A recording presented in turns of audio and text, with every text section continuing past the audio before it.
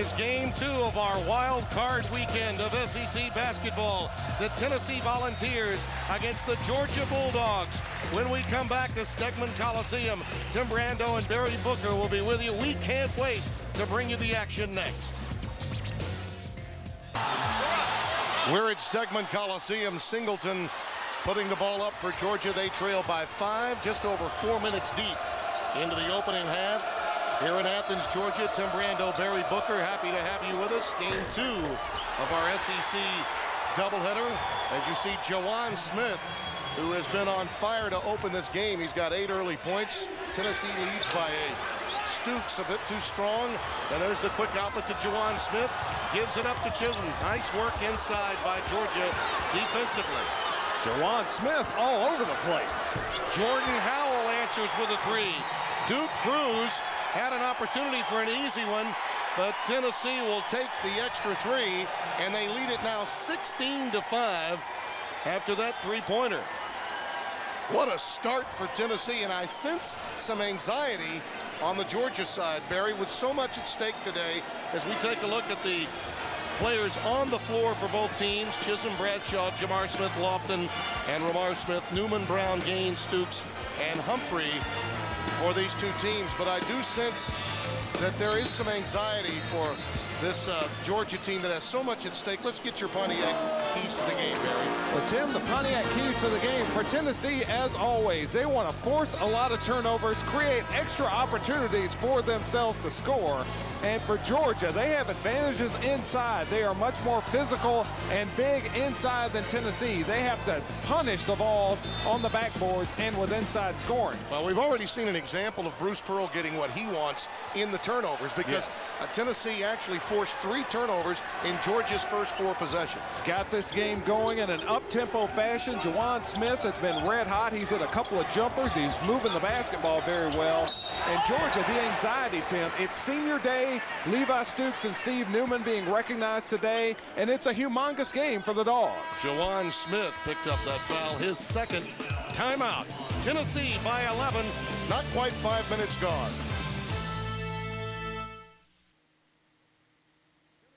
It's 16-5. Tim Brando, Barry Booker with you. And why is this game so very important to Georgia? Very simply put, they're in the best division of any conference in college basketball, and to get to 9-7 means they're probably in the NCAAs. That would be humongous for Georgia to get to 9-7. All over their locker room and the players the last few days, it's been WWWI. We win and we're in. That's what the Dogs are playing for. Think about it. Georgia does have 17 wins overall, but in this division, it means you play the quality opponents twice. Yes. Which means 9-7, which, by the way, would be good enough to win the SEC West, is a much stronger 9-7 than, say, a 9-7 record would be in the Western Division of the Southeastern Conference. Yeah, Georgia has had a phenomenal year. They've beaten Kentucky. If they win here today and get to 9-7, they'll have a win over Tennessee, a win over Vanderbilt.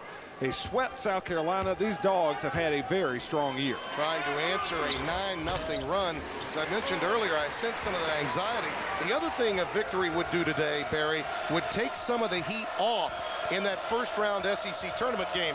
And we've seen a lot of eggs thrown up by teams that felt like they had to have a win in round 1. And speaking of that first-round SEC tournament game, if Georgia can win today, they have a chance to move into that 4 seed, and that would keep them away from Florida more than likely in the SEC tournament. We have a tie ball, and the arrow belongs to the Bulldogs. There's Bruce Pearl. What a remarkable job he's done in his 2 seasons as head coach. Won a national title at the Division II level at Southern Indiana. Protege of Dr. Tom Davis at Iowa for many years. And this man, Dennis Felton, got it done at Western Kentucky. And in 4 years, he inherited a program that was in complete disarray after sanctions during the Jim Herrick era, and now has them on the precipice of returning to the NCAA tournament for the first time since that era came to an end. Woodbury is just into the game now for Georgia. Number 30, giving it up to Newman. Dennis Felton has done a phenomenal job here at Georgia, rebuilding this program. A lot of talent on this club, and they want to finish the deal by making the tournament. Well, Tennessee's defense against Sundiata Gaines has been outstanding. Both he and Stooks have really been clamped down.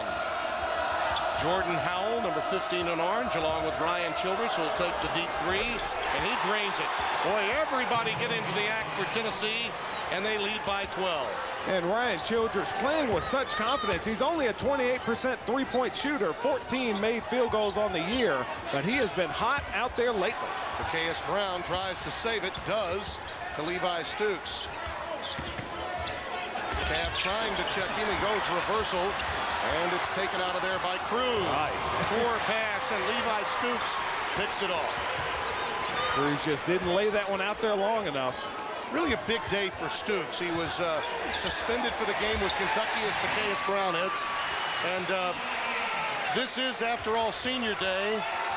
All that really happened to force the suspension was he missed an opportunity for weightlifting after practice one day and got involved in a verbal tete-a-tete with a strength coach. See how the team responds to his being back.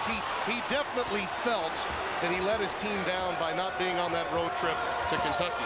And every game so critical at this stage of the season, but Coach Felton is, as is his pattern, he is not going to take any junk from his players. He's going to make sure that discipline is enforced, that they do the things that they are supposed to do responsibility-wise. And Stooks had to miss that game Wednesday, but good to have him out here for senior day here in Athens.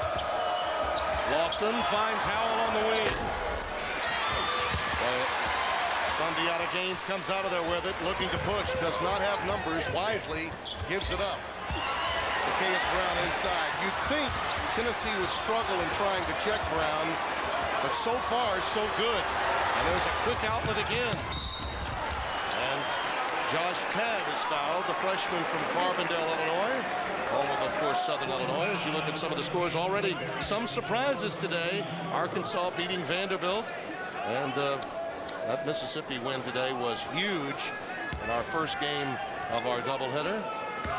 Wake Forest is leading Virginia in the ACC. That could mean Virginia Tech could win a tiebreaker for the top seed in the Atlantic Coast Conference.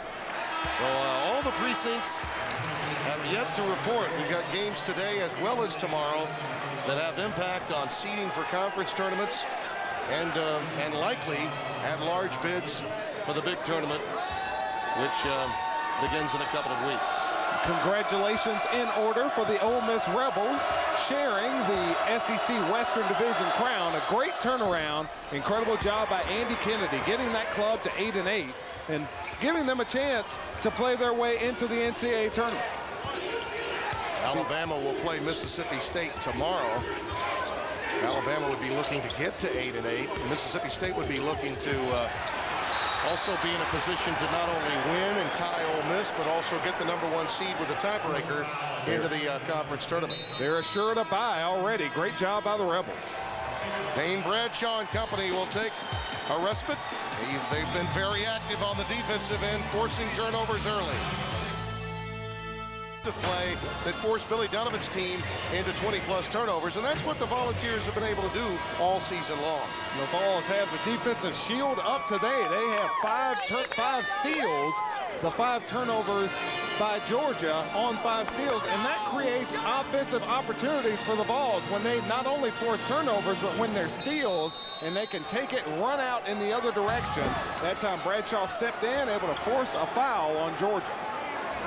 Dane Bradshaw, an anchor to this Tennessee team. He had his moment in the senior night, that matchup with Florida. Boy, how wonderful it's been for guys like us to see a player like Dane Bradshaw develop. See the early numbers, those turnovers are a little return to sender as the Bulldogs come away with a pilfer. Gaines right through the lane past Lofton. Tennessee got crossed up defensively, didn't get set. Georgia with the easy lay-in. Lofton looking for the answer, follows his own shot. Oh, and a nice lead, but the ball does not fall for Chisholm. Boy, he had one great look. I think he was a little surprised that Lofton didn't take the shot. Absolutely perfect pass. Lofton has 3 really nice passes here early on that Tennessee hasn't converted into baskets. Chisholm the rebound, and there's fell on the basketball. A little Nautilus on Nautilus there. And you start talking about Dave Bliss, that guy is a banger. He's had lower back problems. He's going to Bliss a moment ago. He missed the Kentucky game due to a hip pointer that he suffered in practice on Tuesday. But Bliss back in the lineup. Good addition for Georgia. He gives them some physical strength inside. At this morning's shoot-around, Newman came up with a gimpy back at one point. This is a team that's been bruised and battered as Bradshaw gets it inside. Nice pass, and it's 22-11. This time of year, you're going to be playing hurt. Tennessee moving the basketball exceptionally well on the offensive end of the court, getting some really good shooting opportunities. Georgia with more turnovers than field goals, as we showed you. And they'll have to make sure that they improve in that area if they're going to be in a position to win this game. Stoops trying to back up. Tykeus Brown gets the long rebound for Georgia.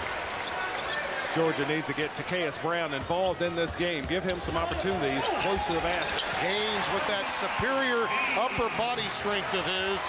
He can break you down. Knocks it home. A quick response by Jawan Smith. 11 now for Jawan. 3 3-pointers for him. And Smith, he's averaging just over 15 points a game. An outstanding second fiddle to go with Chris Lofton. That 1-2 punch is solid for the Vols. Ramar Smith reaching in against Gaines, and he picks up the foul.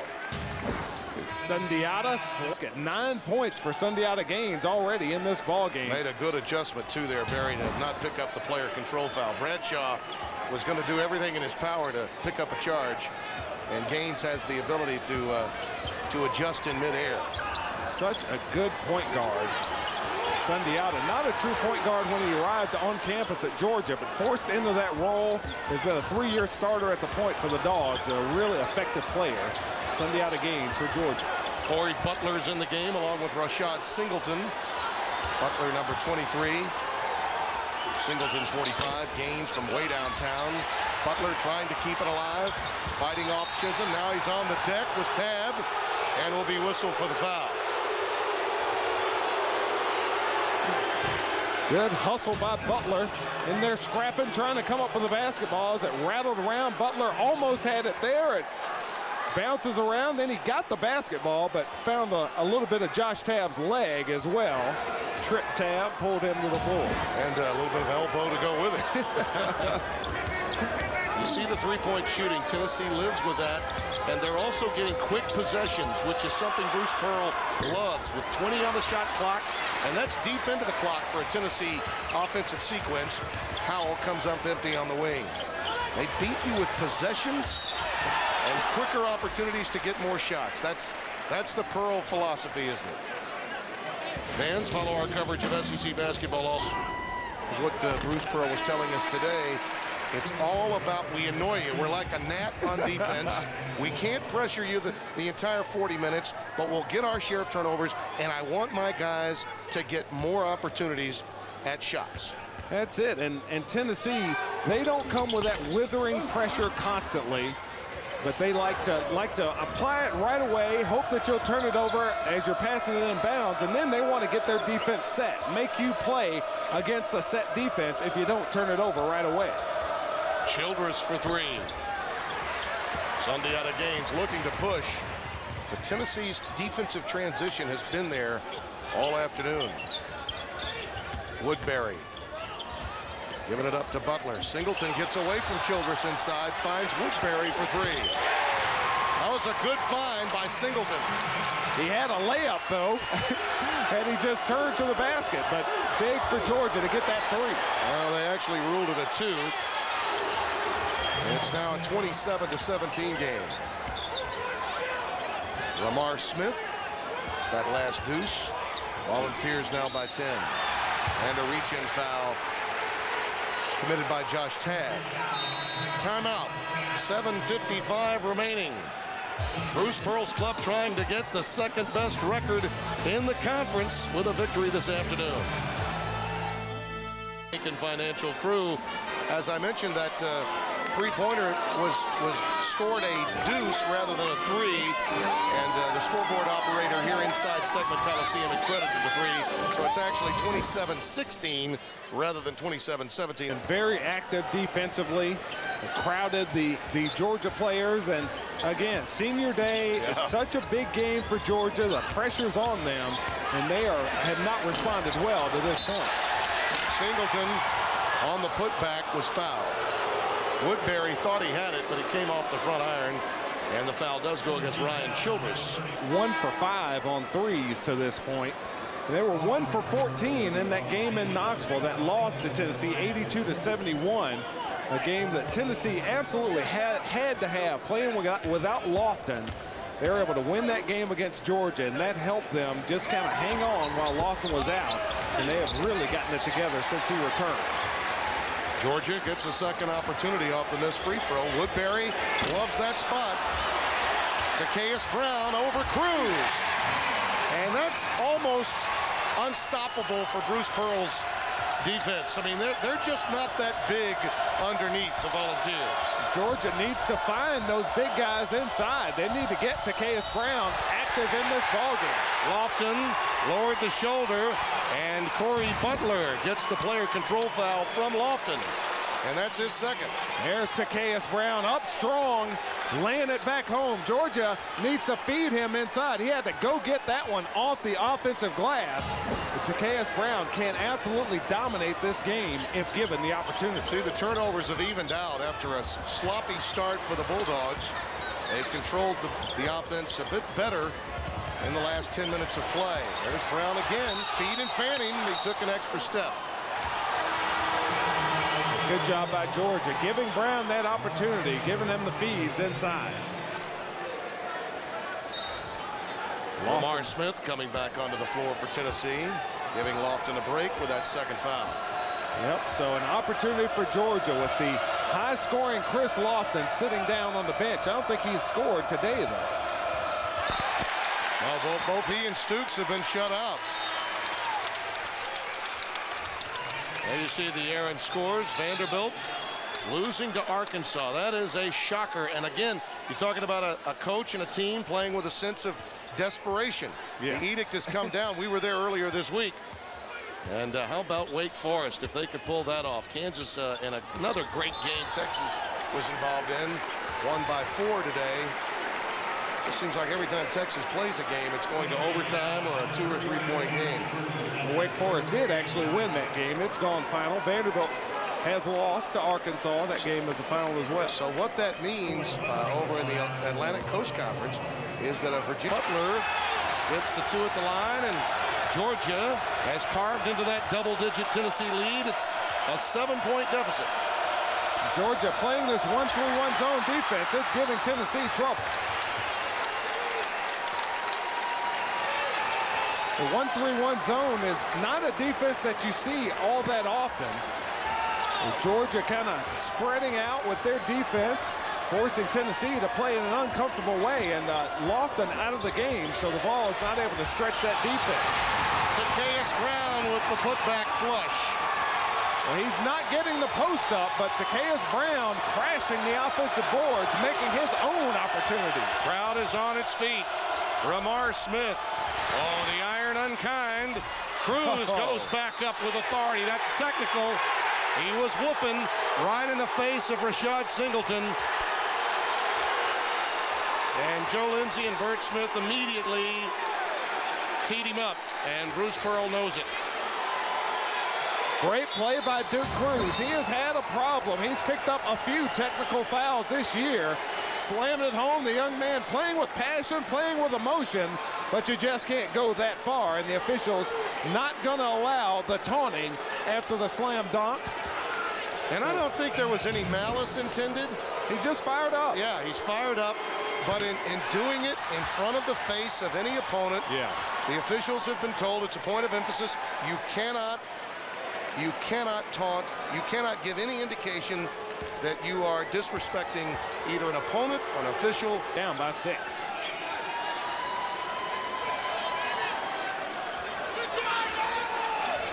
He's taking a seat, and Bruce Pearl is not scolding him in any way.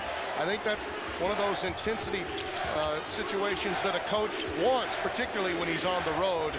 Young man knows he made a mistake. Here's Brown working in on Chisholm again. Chisholm did a nice job holding his ground, didn't he? He sure did. Brown wanted to fake spin and then come back to his right hand. Chisholm did a nice job shutting him down. Butler, a leaner, tough shot. Well defensed by Chisholm. Lamar Smith. Dane Bradshaw back on the floor. Josh Tabb in the game along with Chisholm and Jordan Howell, the 5 on the floor for Tennessee. Tennessee just trying to hold on without Lofton in the game. I think they need to get Juwan Smith back out there, get some more offensive firepower on the court. Howell answers with a tray. That's his second triple of the day. Isn't it amazing where Bruce Pearl gets some of his points? It is incredible. You got Ryan Childress, Jordan Howell, Josh Tabb, Dane Bradshaw. These players playing key roles for this Tennessee Vols basketball team, along with 3 other freshmen in this Vols lineup, and they are effective, having a great year. Bruce Pearl, he's getting other coaches in trouble because he's producing with what everyone can see is talent that is not at the level of some other teams. Gaines, Sundiata has 12. Stoops has been a non-factor, but Gaines lighting it up and getting some help from the bench. Players like Butler have come in to make a contribution, as well as Woodbury. With Georgia playing a big lineup and settling back into this 1-3-1 zone defense, and Tennessee hasn't really figured out how to attack this zone yet. It does help if you can hit a few of these, though. That one way off the mark. Out of bounds, last touch with 3:48 remaining opening half.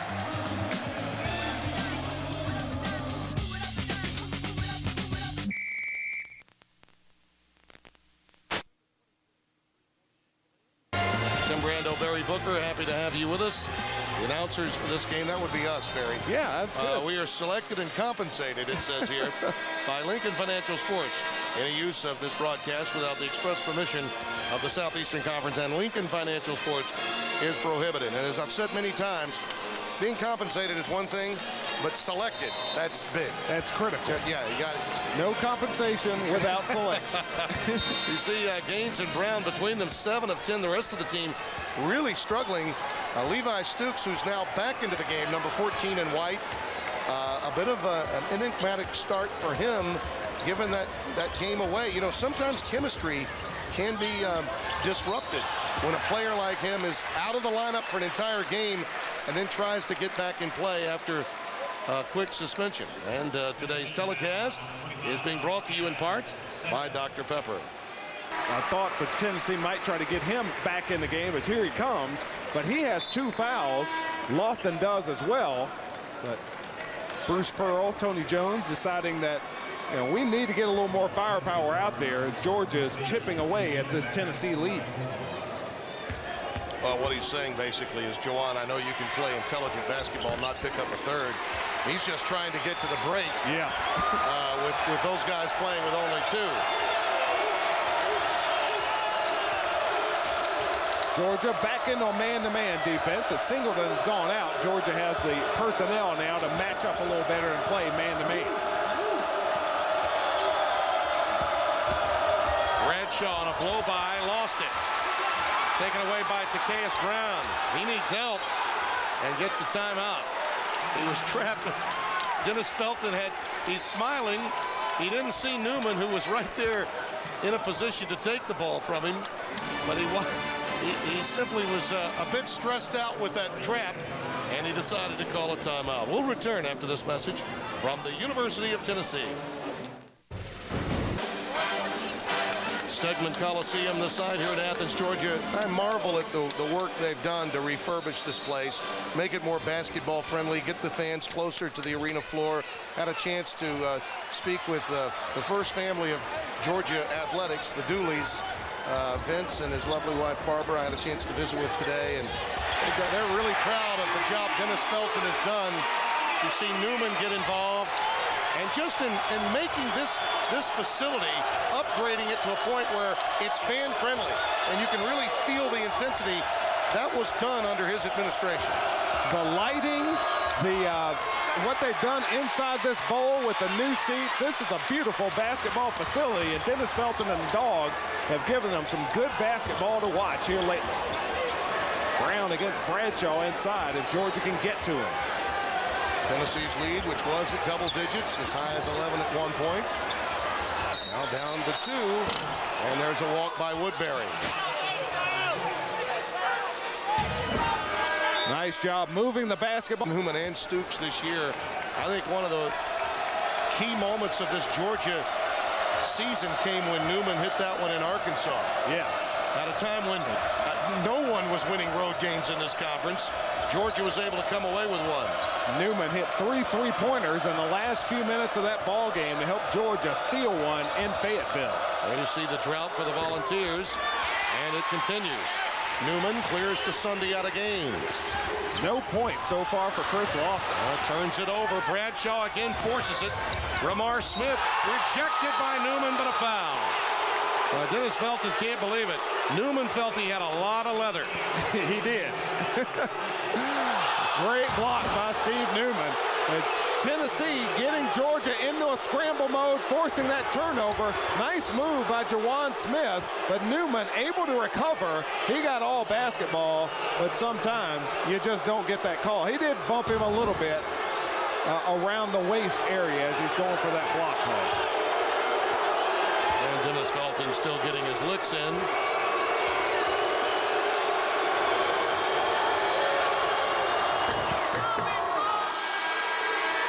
Jawan Smith. Dennis did such a... that's yeoman's work. And Coach Felton, during that time, he kind of circled the wagons. He wasn't as outgoing and as friendly as some of the folks around here might have liked. He is working harder in that area here lately, but he has got a good product on the court, and Georgia is really coming from a basketball standpoint. A double dribble there by Takeas Brown. Tennessee will keep control of it.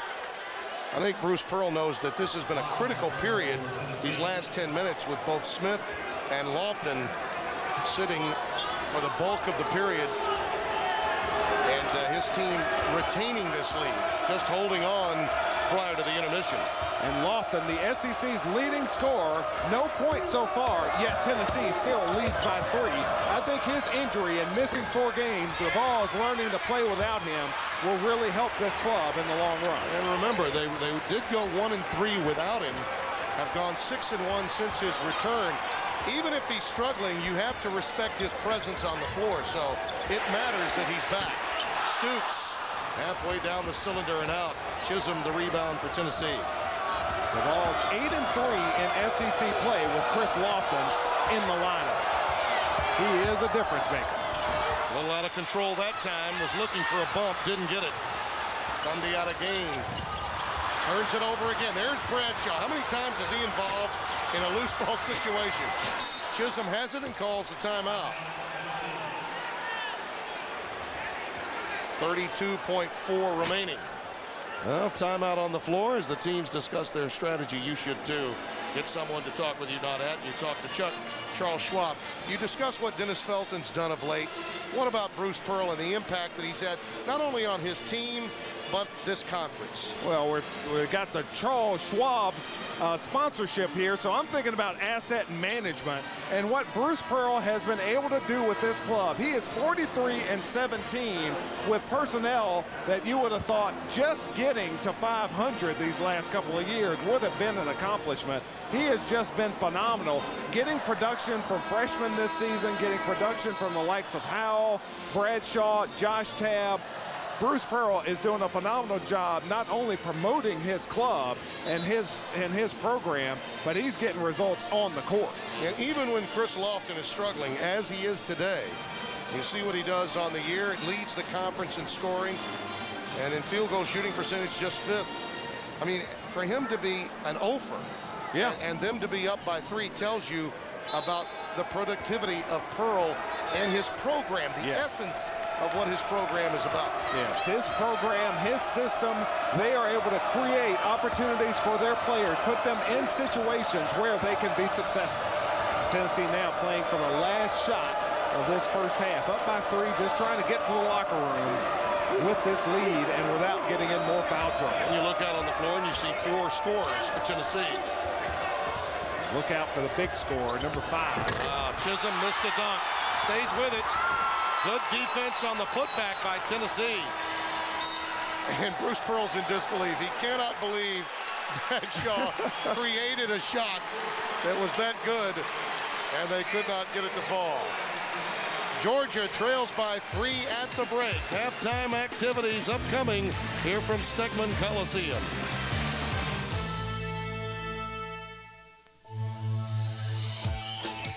SEC basketball is brought to you by Advance Auto Parts,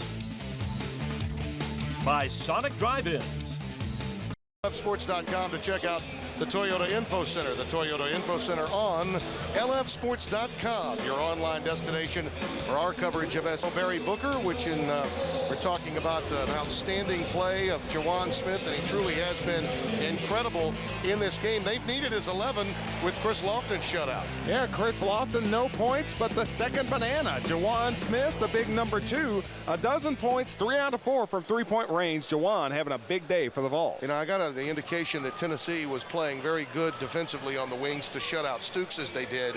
He managed to get to the free throw line and finally get into the scoring column.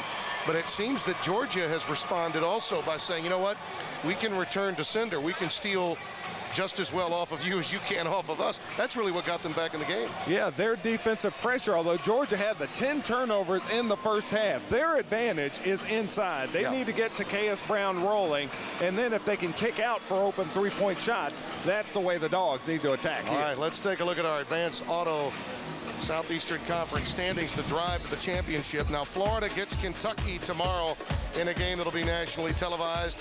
And really the outcome relates to Georgia has an impact on Kentucky if Kentucky can beat Florida for the SEC tournament. Absolutely. Tennessee cannot move into that number 2 seed. Vanderbilt gets the tiebreaker, so the Doors get the bye.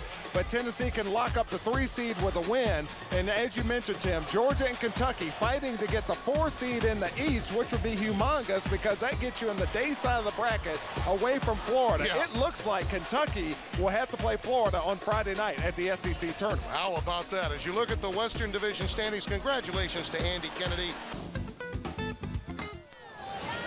33-30 here at Stegeman Coliseum in Athens, Georgia. Tennessee with the lead, Tim Brando, Barry Booker. I think both defenses were strong, but it did lead to some highlights on the other end of the floor. Why don't you go ahead and show us some? I'm looking forward to that. I'm looking forward to the second half. I think we're going to see something special here at Stegeman Coliseum today. Tennessee got going with some good three-point shooting. Ryan Childress on that one. The slam from Duke Cruz inside. Tennessee, Jordan Howell got that three-pointer down as the Vols were 6 of 14 from three-point range in the first half. The first into this game in the first half. You look at the numbers, our statistical data, that three-point shooting story for Tennessee was important. It always is for them. Bench scoring also with the Vols. And I think if you think about the points in the paint, if Tennessee can stay even in that category, they're in great shape. They're in great shape because they don't plan on getting the vast majority of their points in the painted area. 33-30 Volunteers at the break. An exciting second half yet to come here on Lincoln Financial Sports. Stay tuned.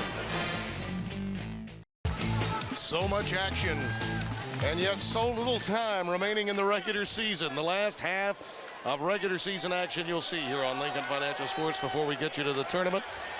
Obviously, games to be played tomorrow. We'll have that Sunday matchup as well. But last Saturday action, you see Juwan Smith with a dozen points leading the way to go along with Howell and Cruz. Ramar Smith for Bruce Pearl's team. The Georgia Bulldogs have relied heavily on Sunday out of Gaines on the other side.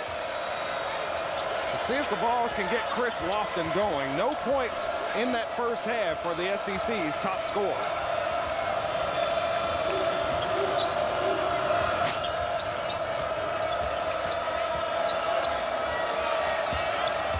Tell you, if it comes down to one shot, that's the guy you want to take it. A little give and go between Bradshaw Bradshaw and Chisholm had a little give and go, but Georgia snuffed it out. If anything, they were a little too unselfish that time. Bruce Pearl, it's interesting to watch him along the sidelines. He's got intensity, but he's also democratic. You know, he allows his players to have conversation with him. Here's what I'd like to do, coach. You know, I like that. I'm real impressed with the one thing that Juwan Smith had a little shot selection trouble. Yep. And he likes to shoot, is what he was telling Coach. But Juwan has really settled his game down. He's taking great shots here lately. That's a shot that Bradshaw is going to take. And you see on the putback, the foul, Juwan Smith making his move underneath on the offensive glass. And he's fouled underneath. Goes against Sundiata Gaines. First foul against Sundiata. Juwan Smith to the free throw line, averaging 15 a game. Outstanding three-point shooter, has lofted coming into today's game. 211 three-pointers. And a solid free throw shooter, although he missed that one.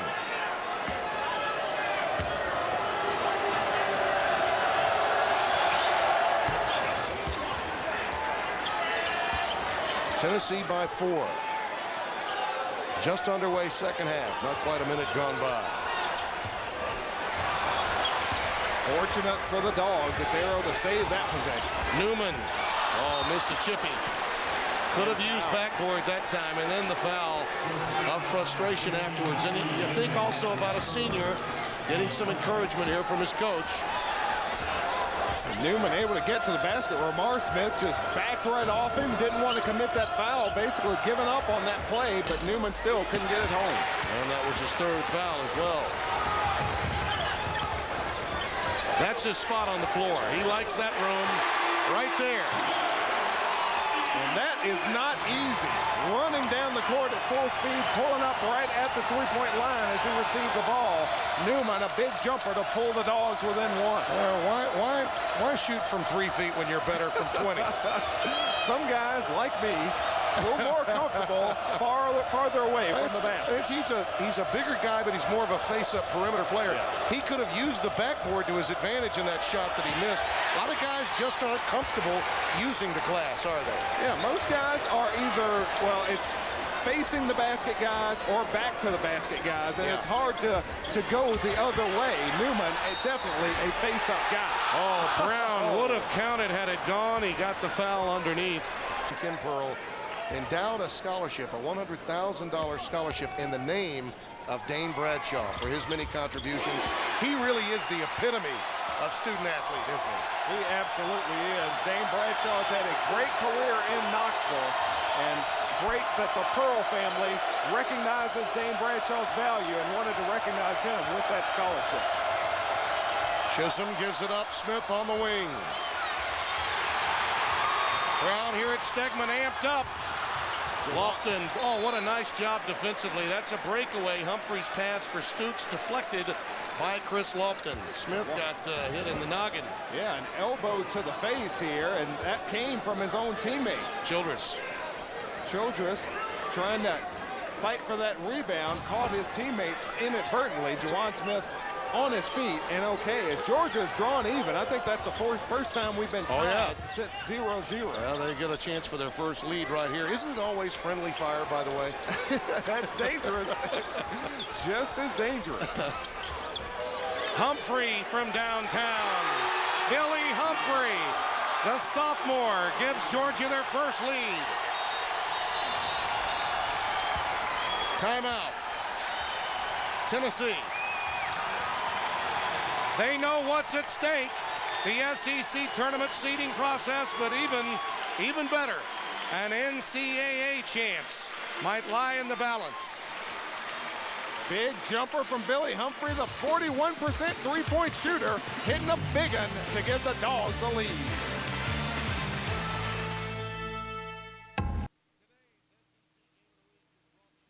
By the fine people at Dr. Pepper.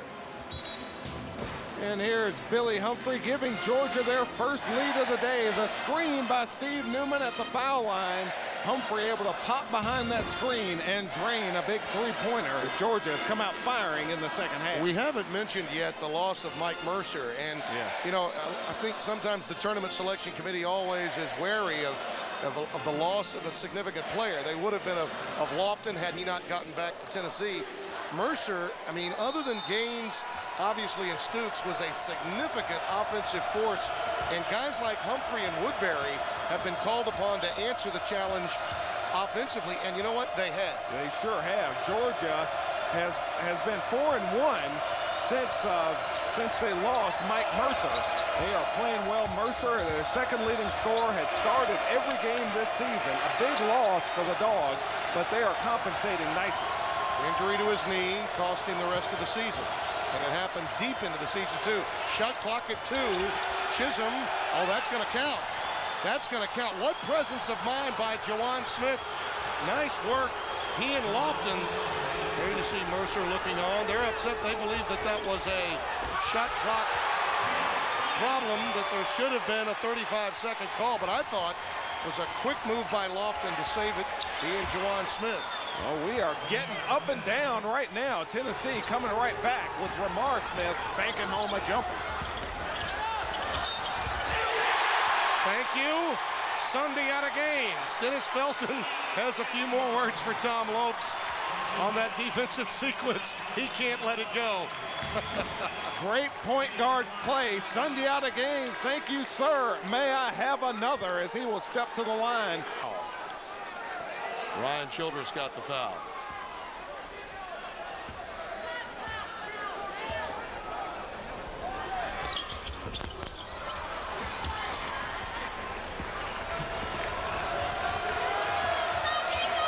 (41-38), Georgia by 3.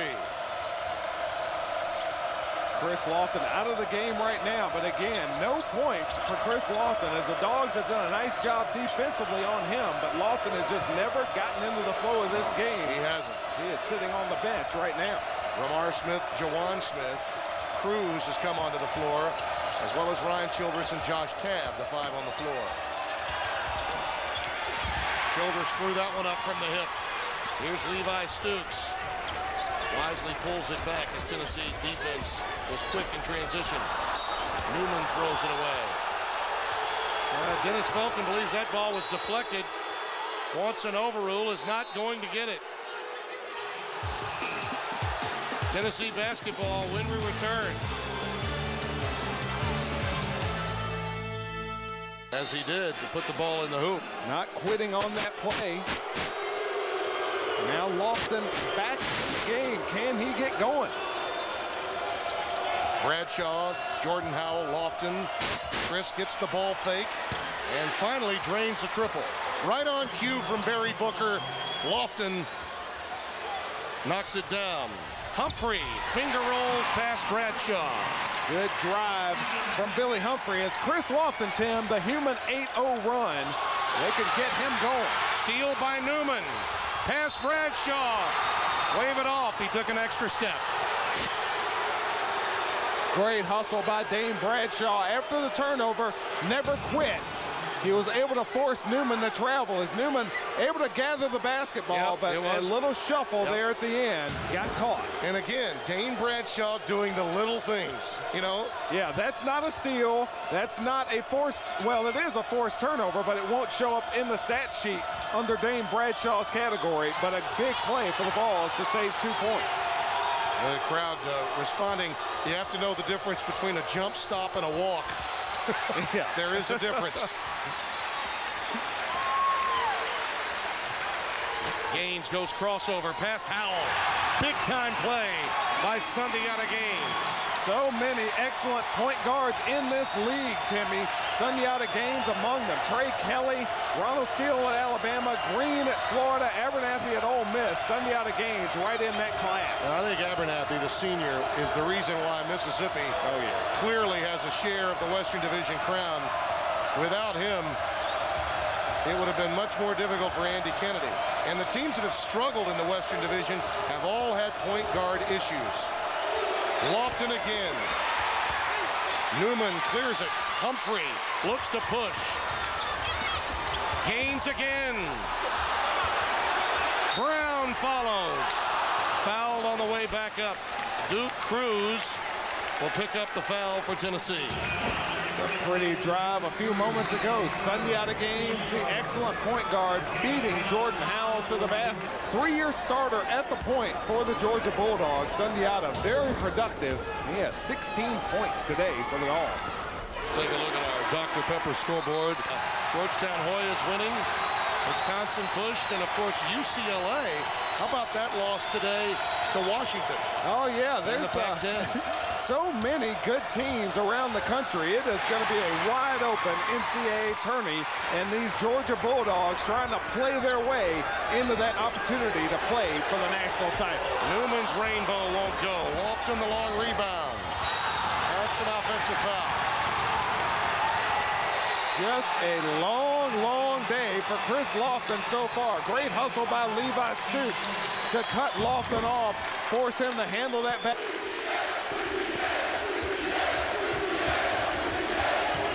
Woodbury on the wing. The Dogs don't need to fall into the trap of taking the quick jump shots. They're going for 3 these last couple of trips. They need to pound that basketball inside. Remember that third foul picked up by Lofton. He and Cruz now each playing with 3 for Tennessee, and they are still on the floor. Not there for Smith. Gaines really in the rhythm now. He and Stoops been through so much with this program, along with Newman, the other senior. It's a big moment for this program. Trying to get their 9th win in the SEC this year. And a poor pass by Howell. Sort of an unforced error there. Let's take a look at our Q Motor Oil Power 25. We touched on that loss today by UCLA. They're still and meet Florida's intensity, but Florida, I believe, will give them their best shot today. Yeah. And Vanderbilt taking a loss at home today. The Gators may be the lone top 25 team from the SEC. There's so many teams in the SEC that fall into that 26 to 55 area. Smith gives it up to Juwan Smith. Ramar finds his man for the easy deuce. Another near pick as the pressure for Tennessee after a made basket always picks up. 11:52 remaining. The Dogs lead the Vols by 4.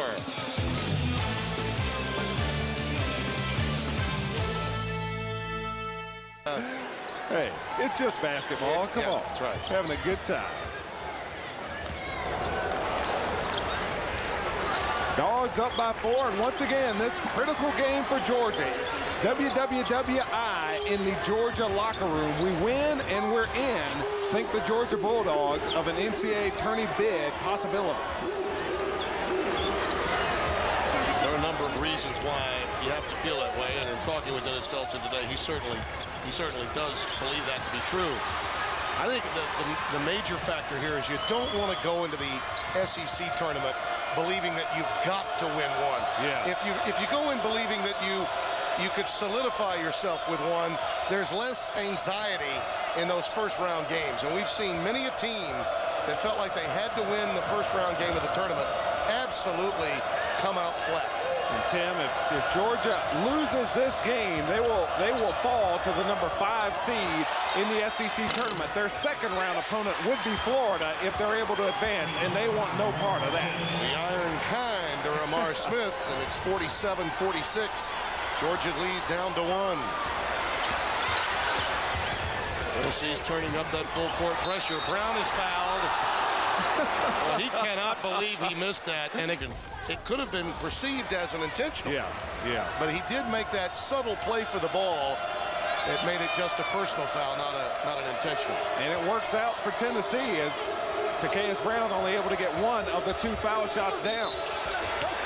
Woodbury gets the push prior to the shot. The foul will go against him. Humphrey picking up the foul, and we're all headed there, the 49th Southeastern Conference Tournament. Sidelines for us, and Dave Neal will be our host throughout our fortnight in Atlanta. Takeas Brown rips it away. SEC tournament, always so much fun and always great in Atlanta. big building, the Georgia Dome, be a difficult environment to play in with the dome environment and the different shooting backgrounds. It will be very interesting. Corey Butler, a 2, just inside the arc. He has 4. Sophomore from Decatur, Georgia. Jordan Howell running the baseline. Lamar Smith being checked by Sundiata Gaines. Had his pocket picked by Gaines. Stooks. Not there. Lamar Smith with the outlet to Jawan Smith. Always looking for the quick one. And he gets the bump and the foul. Corey Butler coming over to give help. But the foul goes against Levi Stooks. Levi is having a very long to get going if they're going to pull this game out. I got a feeling yesterday when pulling into town and then at today's shoot-around that there was some indifference with regard to Stooks. Comments that he had made in the aftermath of whether he'd be back or not seemed to be, according to at least some of the local columnists, lacking remorse. And I think more than anything else, you wonder, this kid has given so much to a program that's been in turmoil, a difficult way to go into your senior day, and yet all of these expectations to produce. Well, and he is a senior, so you would expect a certain level of maturity, an ability to handle situations where he's upset, an ability to say the right things to the press that don't escalate things. Right. And Levi, he needs to get things going and set at a tough little stretch here this last week of the regular season. Newman turned it over. Jamar Smith. Bradshaw, Chisholm, Jordan Howell, Lamar Smith.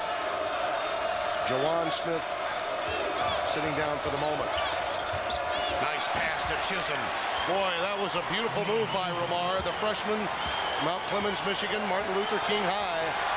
And we're tied at 50. An incredible transition that Lamar Smith has made, moving into that point guard position, going from high school to college, playing the point. Very difficult transition for a freshman. Lamar Smith handling it well. Chisholm bothering Brown, out of bounds. It will be controlled to Georgia. How good was this pass? Well, he put pressure on the defense by driving toward the basket. Lamar Smith able to find Cruz as he was cutting down the lane for the easy lane, or Wayne Chisholm, excuse me. Stooks off the inbounds. His first field goal of the afternoon. And maybe that gets Levi Stooks going. That lay-in can often boost a shooter's confidence.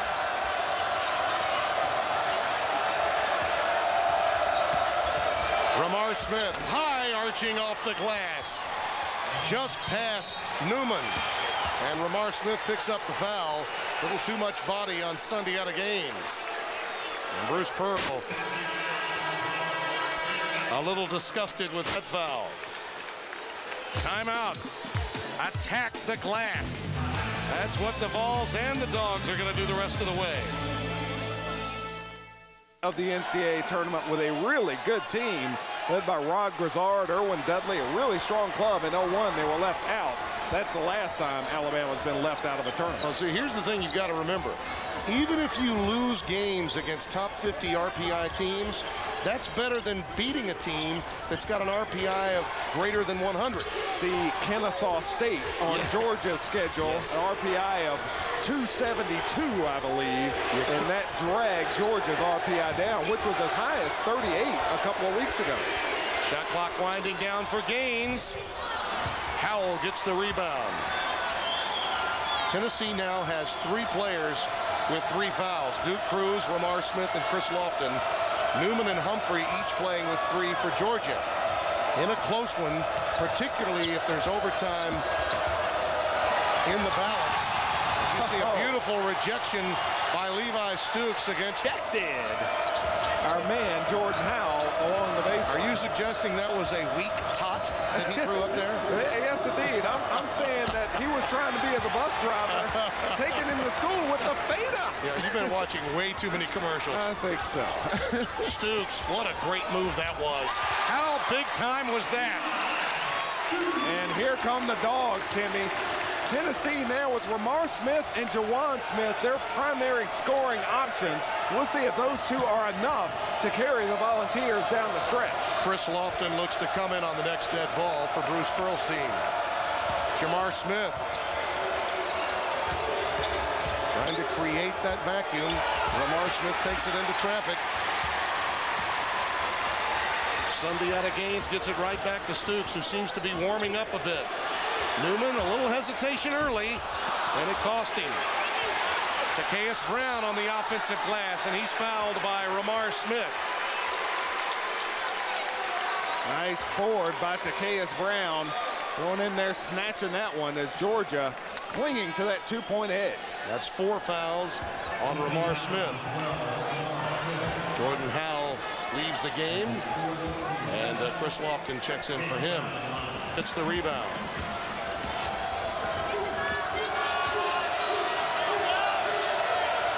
Takeas Brown's had quite a few free throw opportunities that he has not been able to convert on. Georgia only 6 of 11, or Tennessee 6 of 11 from the line. Georgia 12 of 19 from the line so far. Lofton, how big is that? And the more you defend him and the later in the game it gets, the better his shot becomes. And that's a guy who, going into that shot, was 1 for 7 from the field, 1 for 5 from three-point range. Again, I go back to the democracy. Bruce Pearl, Chris Lofton trying to run through a pick. That was an illegal screen. It'll go back the other way. Now, that's one of the things Bruce Pearl always says, you just keep chunking it, big fella. Chris Lofton has proven any shot that he can get off is a good shot, and he is deep on this one. That's 25, 26 feet away, contested. Lofton able to drill it. That illegal pick was set by Billy Humphrey, so he has 4. Newman with a near steal for Georgia. Bradshaw tries the wraparound pass, and that led to the turnover. Chisholm could not control it, and the Bulldogs have it back, trailing by 1.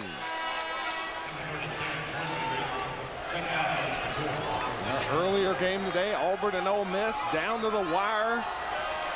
Looks like we got another great one here on Lincoln Financial Sports. Dennis Felton brings Terrence Woodbury back into the game, replacing Humphrey, who picked up that 4th a moment ago. And we see when they're leading at the 5-minute mark, they have been outstanding. Closing the deal has not been a problem under Bruce Pearl. And if you think about it, after that team he had a season ago that went 22-8, had such a remarkable season, a number 2 seed in the NCAAs, it was very critical for him to recruit well and get freshmen of influence, and he did that this year. Gaines not there. Newman the follow. Big basket by Steve Newman, and Georgia needs to get away from taking those three-point shots. They're having a tough day from beyond the arc. They need to get the ball into the paint.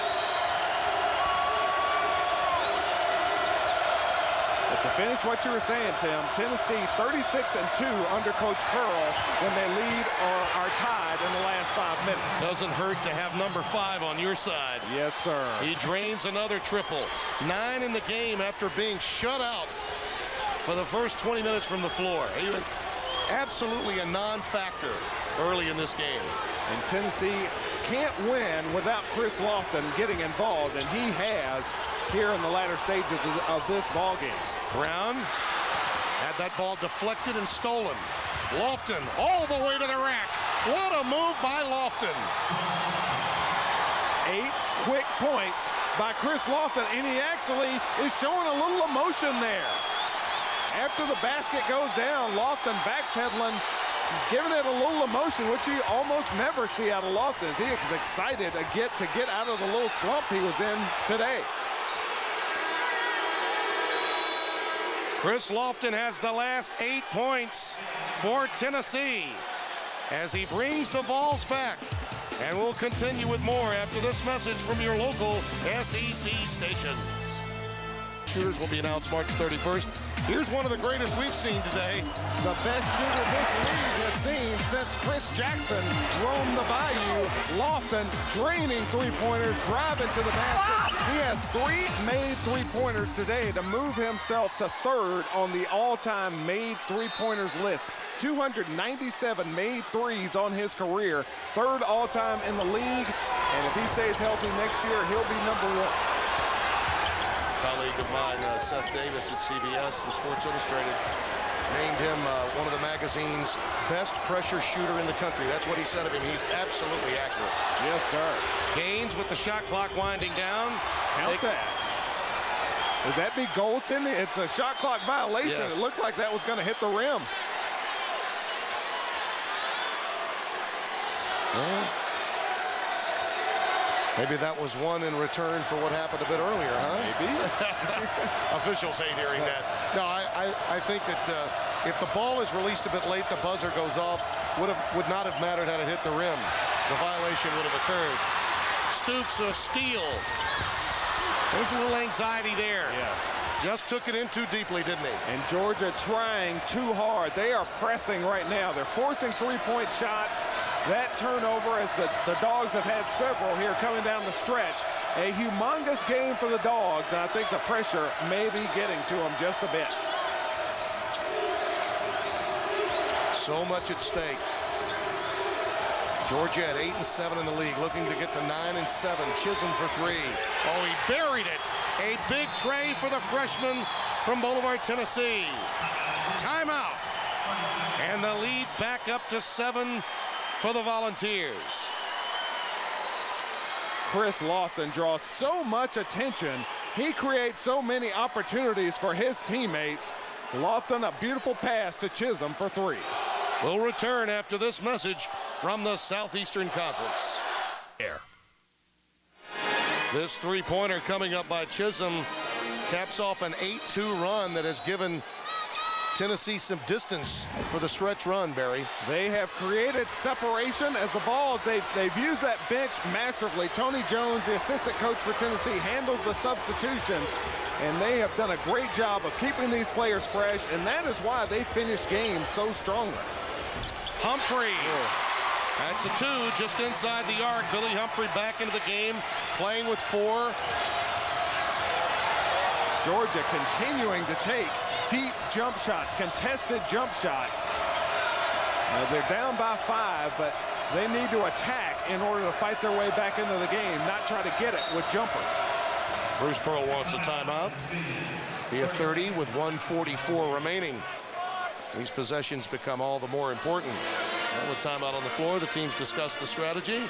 You should too. Get someone to talk with you, not at. You talk to Charles Schwab. And for Dennis Felton, you know, obviously stops are important. But how long do you go, Barry, before you see Pete Herman, a longtime assistant, one-time head coach with him? At what point do you begin to say, okay, we've got to extend the... By working this shot clock down, Georgia now needs to get a stop and then come down and get a basket at the other end. He's got some size on the floor now. Woodbury's out there with Brown, Stooks, Gaines, and Butler. As you look at our game reset, possession arrow to the Bulldogs with a tie ball. Shot clock is at 14. Georgia will play it out. As you mentioned, Barry, a huge defensive sequence for them right here. And it's in Ramar Smith's hands. Shot clock down to 1. So a violation. Georgia's defense did the job. Well done by Georgia. Poor execution by Tennessee as they fail to get a decent shot opportunity. Well, take the MyCircle head-to-head challenge at alltelcircle.com and see how the competition stacks up against my Sunday out of Gaines with Humphrey, Levi Stooks, Takeas Brown, and Terrence Woodbury, the 5 on the floor for the Bulldogs. Georgia cannot settle for a contested jump shot on this trip down. They need to drive it to the basket or post up Brown. Humphrey for 3. Lofton brings it down, tied up. Wow. Well, the foul is spotted. Well, it was close to a tie ball situation. Georgia settled for the jumper. They are in deep trouble right now as they send one of the best foul shooters in this league to the line. Foul win against Sunday out of Gaines. No, not a foul shooting opportunity. It's only 16 Only fouls 16 fouls. They've got one more to give. And it's time to start giving them. Yeah, I would agree. 5 point game. Well, they're playing straight up. Smith lost it. Well, and in the end, they lost 10 seconds off the shot clock before committing the foul. It worked out anyway. And, they didn't give him a two-shot opportunity. They didn't rule that Smith was in the act of shooting. They call it a 1-and-1. That's a big play. Third foul on Gaines, and yeah, that is important. Ramar Smith, a 66% free throw shooter. If he only gets one of the two, it's still a two-possession game.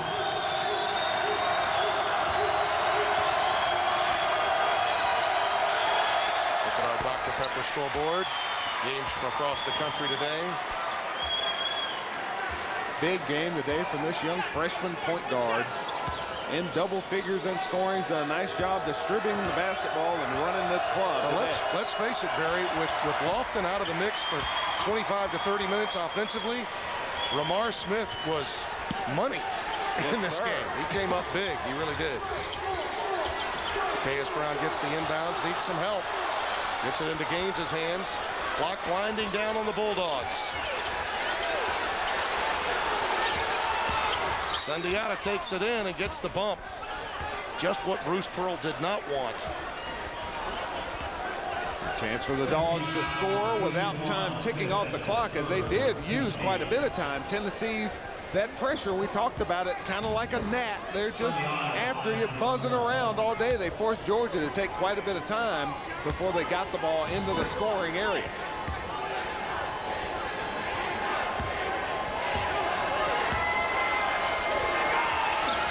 One of the really big winners today in the SEC for the conference tournament, as we documented, could be Kentucky. Yes, sir. If Georgia loses today, in terms of bracketing and trying to avoid Florida early in the conference tournament. That settles everything in the East. Kentucky is locked into the 4 seed if Tennessee is able to hold on today.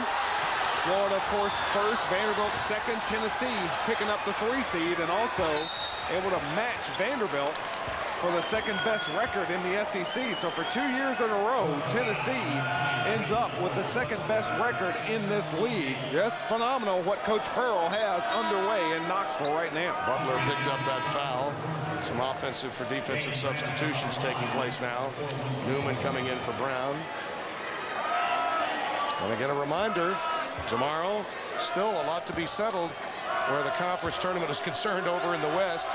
Alabama and Mississippi State, both of them have a chance to tie Ole Miss at 8-8 for the Western Division regular season title. Alabama would be the 2 seed if they win. Mississippi State would be the 1 seed, but both would be co-champions.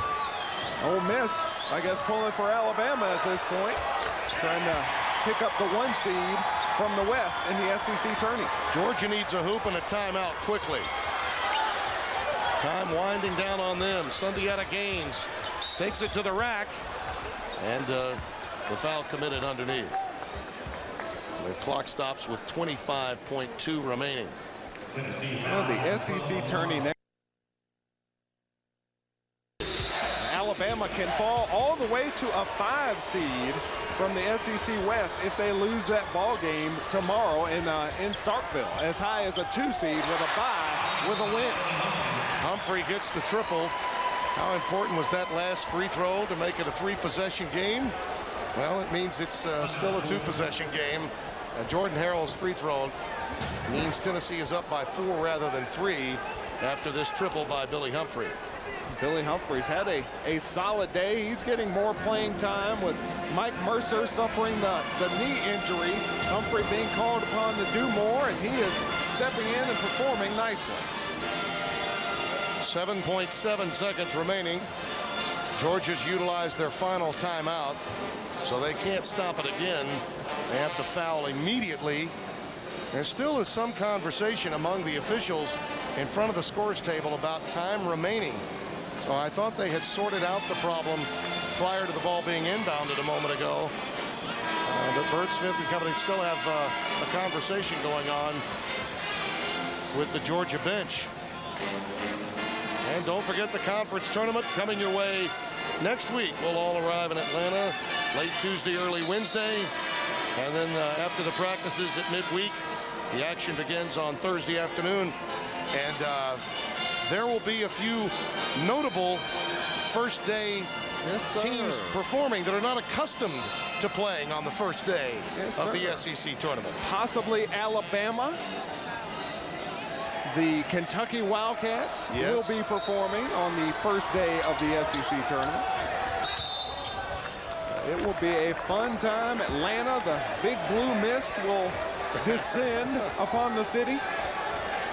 And we'll see how long they hang around. By the way, we talk about the pressure on Tubby Smith. Much was made about that this week.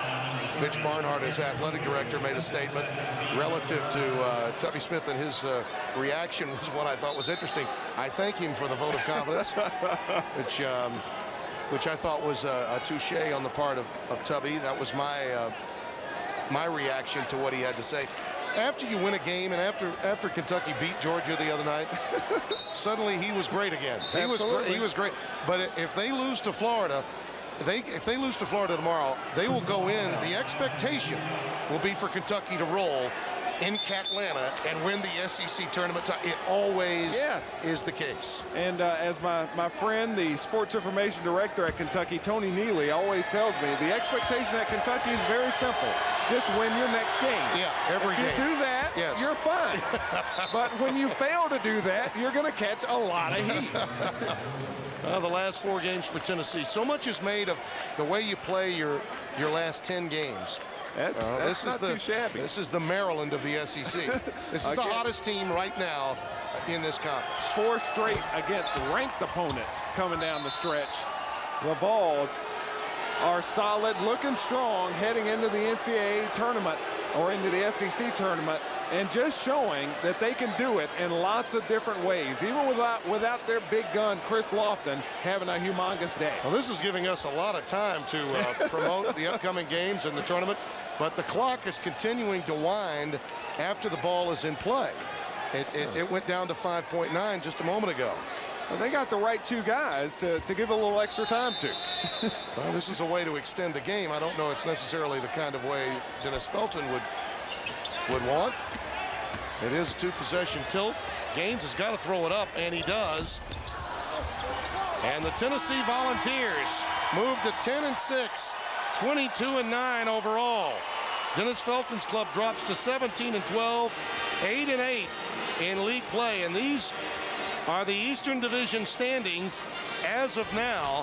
Florida has a chance against Kentucky tomorrow to wind up at 13-3, and the big winner here, though, may be the Wildcats. Yes, sir. Because of what it means in terms of the SEC tournament matchup, staying away from Florida in the early round. They slide into the day bracket with a chance to make a big run at the SEC tourney. Our thanks to Dave Barringer, Gary Clem, and our entire Lincoln Financial sports crew.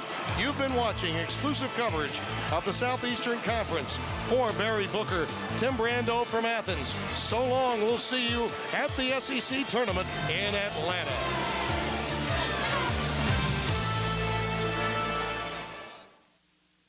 So, I'm on that roasted chicken Italiano diet. I just started the turkey noodle diet. Beef